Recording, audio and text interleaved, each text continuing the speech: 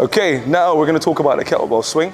This is one of the most easiest, if that makes sense, most easiest. It's one of the easiest movements to get wrong, okay?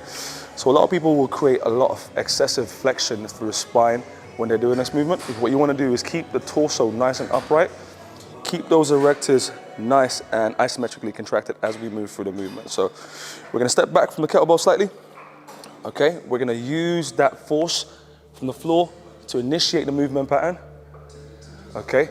And then we wanna use the hips to generate the force in that movement, okay? Perfect. So it should be like a snap, a snapping motion. There we go. Glutes come forward, snap.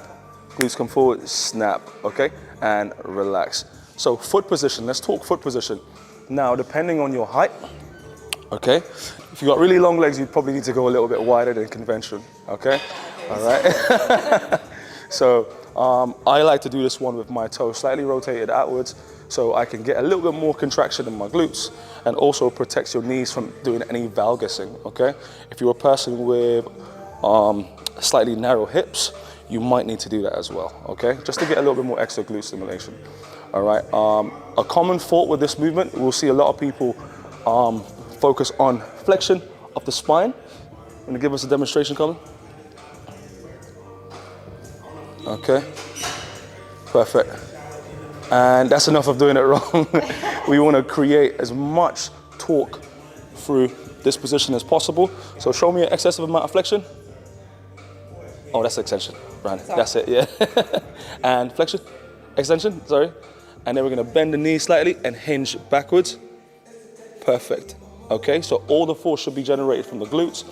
Okay, we want to grab the kettlebell. The kettlebell is the last thing to move away from your body. So we want to keep your hips right in that position and extend upwards. Brace, perfect. And excellent. Another practice I see people do is add too much knee flexion in the movement. So they'll almost do the movement like a squat in opposed to doing extension from the hip. Perfect. Okay. So if you're doing a kettlebell swing, I know there's different variants, but if you're doing a kettlebell swing and you're feeling it in your quads, you're probably not doing it right, okay? So that is 101 for the kettlebell swing.